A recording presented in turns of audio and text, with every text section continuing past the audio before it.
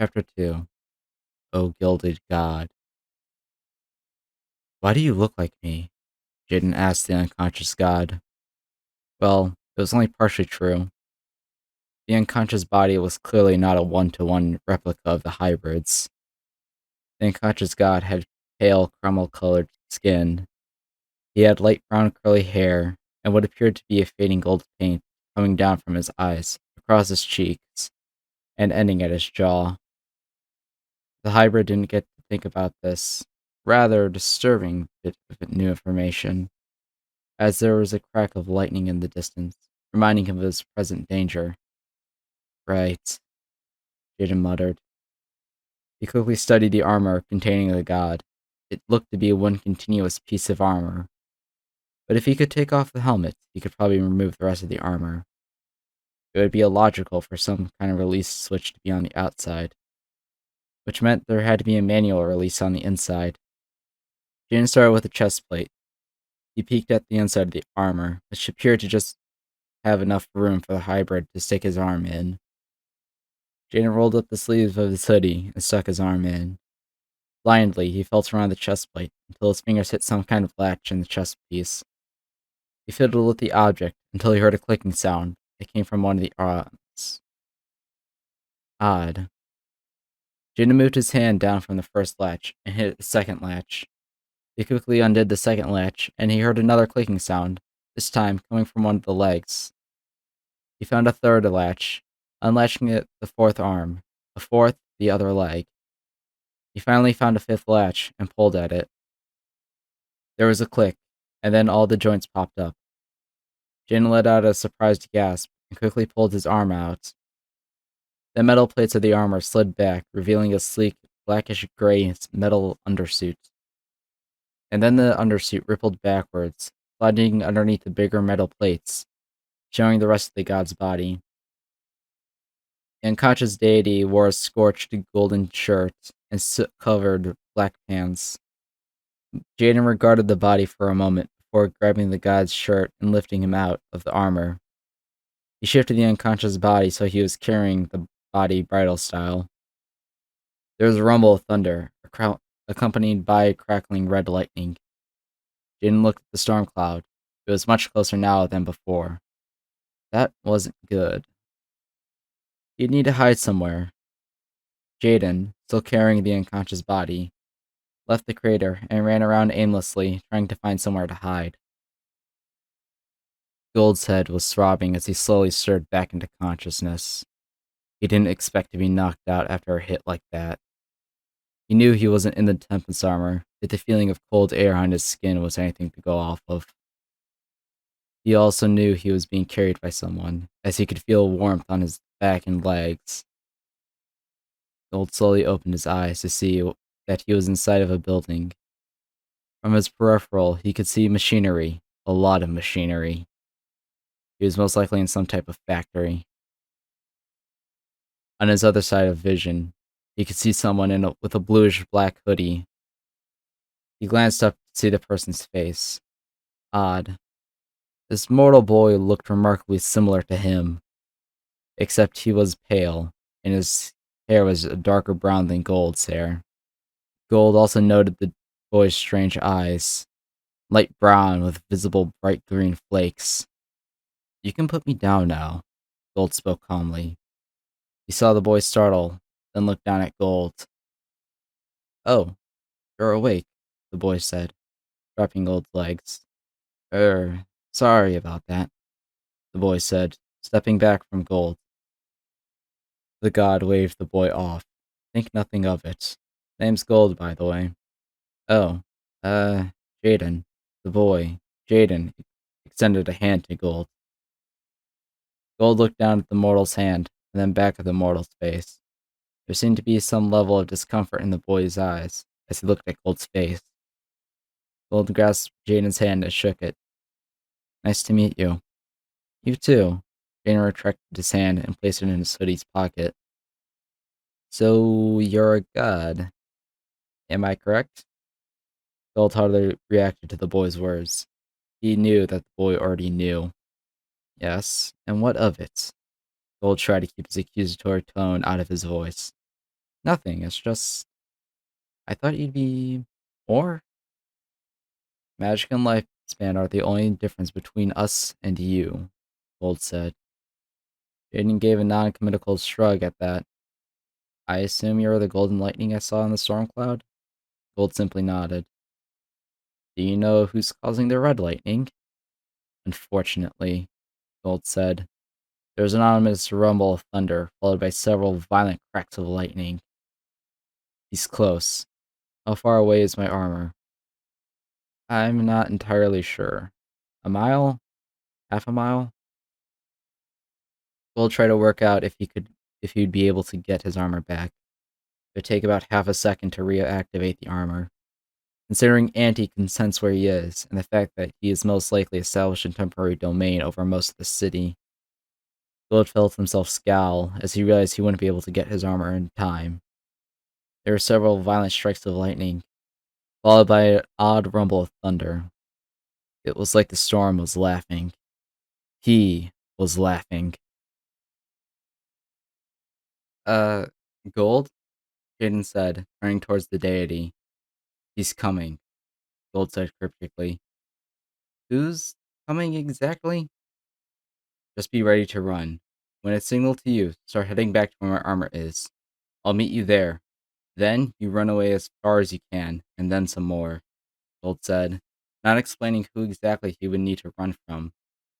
There was a rumble of thunder and a strange buzz of electricity.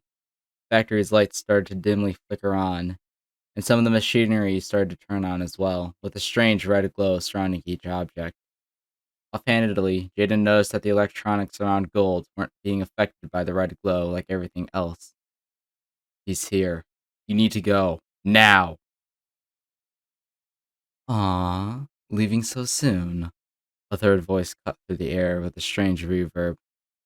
Both Gold and Jaden turned towards the origin of the voice. A shadowy portion of the factory hid the third party in darkness. Slowly, two glowing ruby-red eyes opened. The second the person's eyes opened up, two red lines started to glow, going down from the middle of their eyes, all the way down to their body, detailing every portion of their body in an intricate yet geometric fashion. In their left hand, they appeared to be holding something. Hello, the being said, before standing up and walking towards Gold and Jaden. Jaden, go to my armor, now, Gold hissed. There was a chilling chuckle from the shadowed entity. Do you mean this, armor? The being said, stepping into the light. The entire being's body was jet black, or perhaps it was armor, sleek and skin tight from head to toe. Accenting the pitch black armor was the aforementioned red lines, starting down from their eyes in an almost tear-like look, going down from the neck to their chest. The lines joined up at the person's clavicle and split off into four other directions. Two went down, and the other two went to the being's arms. The lines going down the arms went perfectly down until they reached the back of the hand.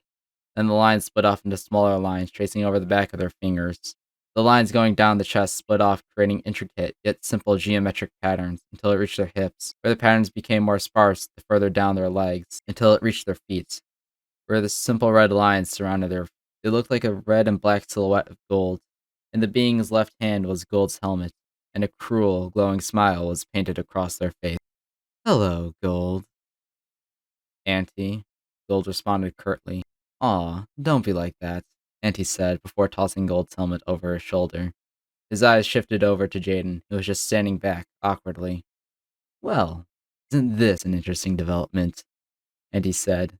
His red eyes focused on the hybrid with an unnatural intensity. Look at us.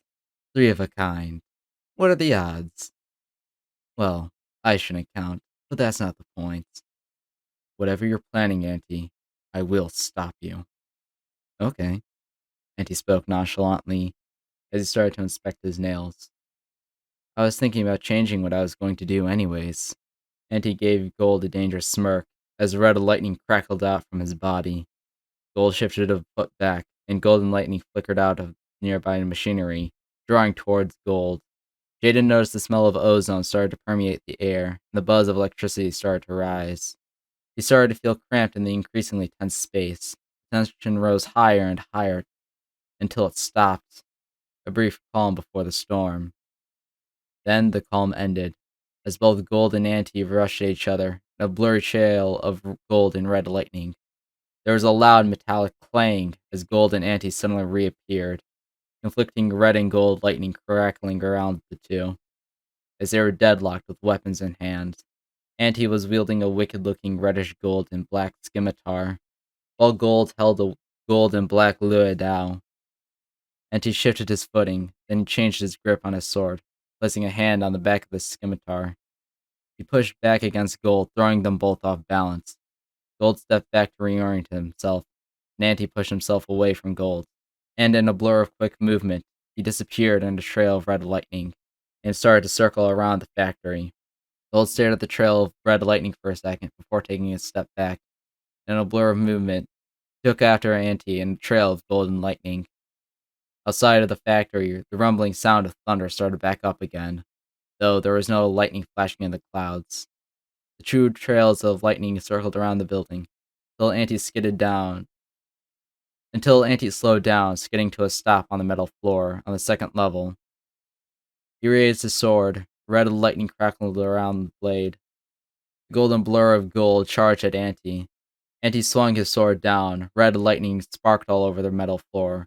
The golden blur that was gold pitched over the side of the railing, barely avoiding the lightning, but he landed gracelessly as a crumpled heap on the ground. Jaden turned to face Auntie, only to be met with glowing red eyes locked into his. Red lightning flickered around Auntie's body. The next second was a blurred mess for Jaden, as he was suddenly slammed against a wall, and Auntie held his scimitar up to the hybrid's throat. Gold picked himself up and saw Auntie holding his weapon against Jaden. He prepared to attack. Auntie heard electricity popping off of Gold's body. "Hold it, Gold," Auntie spoke calmly. "I want to make a proposal." "And why should I listen to you?" Gold hissed. "Because I'll kill the boy if you don't," Auntie spoke in a matter-of-factly. "Fine. What is it?" "I'll give you a choice. Either you let me kill the boy in front of you, or you let me take 1,000 random lives. What are you playing at?" "Nothing much, really." "Won't it be trippy to see someone who looks just like us get brutally murdered by one of us?" Auntie's entire body seemed to vibrate at the idea. A twisted smile started to grow across his face as glowing red eyes bore into Jaden's. Gold met mixed green and brown eyes in a silent apology. Gold opened his mouth to answer, but he stopped. Jaden saw the god's eyes flicker over to something out of his field of view. He seemed to be having a silent argument with an unknown person.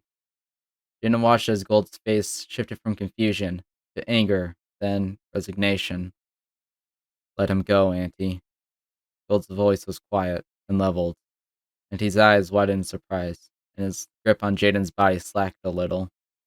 "Care to repeat that, Gold?" There's a genuine question in Auntie's words. "You heard what I said, Auntie. Take your 1,000 and leave the boy alone." Auntie let the boy go, but he kept his weapon against the demi-human's throat. Auntie leaned into Jaden's ear and spoke softly. "I'll kill you later." Auntie leaned back and disappeared in a trail of red lightning. Jaden rubbed his throat and shuddered at Auntie's impending threat before looking at Gold. "Look, it's not that I'm grateful that you chose to spare my life, but I have to ask, why?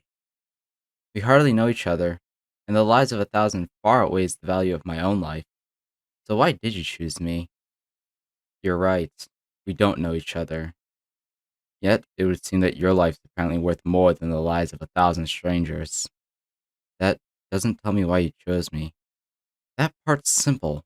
I didn't choose you." Gold's tone was calm, yet there was a certain edge of irritation that Jaden could sense was not directed at him. "Lord Gold is telling the truth. He was not the one to make the final decision," a new voice said. Jaden snapped his head towards the voice. Meanwhile, Gold scowled at the voice. A person walked towards the pair, wearing a questionable outfit. They wore a black and gold robe. On their head, they wore a black plague doctor mask that had gold accents on it. In their right hand, they held a black and gold staff. "Though my lord is incorrect in the value of your life. He better be worth more than 1,000, Gold said with distaste. Lord, that boy is worth more than half the planet in terms of value, the stranger in the plague doctor mask said. He then turned his head to the side. Bring the Lord his armor. Behind the stranger, a group of about 20 showed up. They were all dressed in the same attire as the stranger, except all the black in their uniforms was swapped with white. Jaden quickly realized that the person in gold and black was most likely the leader. The group of 20 split into groups of 4. Each group was holding a large object. Jaden quickly realized that those were the pieces of Gold's armor. Each group of 4 started to approach Gold. Jaden noticed that Gold's demeanor became more rigid and uptight as the cloaked strangers got closer. When the first group of 4 was in front of Gold, they all kneeled with their heads bowed down. Then they placed the piece of armor they carried in front of Gold's feet, before standing back up and walking away to allow the next group to approach. This pattern continued until all of Gold's armor was laid out before him. The person in gold and black approached Gold and held out his helmet. Gold took it, but didn't put it on. There was an eerie and tense silence that was growing. Who are these people, Gold? Jaden whispered. Gold opened his mouth to speak, but he stopped himself when the person in black and gold slammed our staff into the ground. We are the children of time, servants and protectors for our Lord and his kin, the child of time said, spreading out their arms as if there were more people to introduce. From the corner of his eye, Jaden noticed some movement. He turned toward the source of the movement to see more children throughout the factory. There were easily over 100 children, all wearing the gold and white robes, with gold and white staffs. The children of time all turned towards Gold and raised their staffs. They then slammed their staffs into the ground twice, and in a synchronous voice the children spoke. Hail, Gold, old god of time, new god of speed, lord of lightning. The children then turned their attention towards Jaden. Hail, Jaden, last scion of Gold,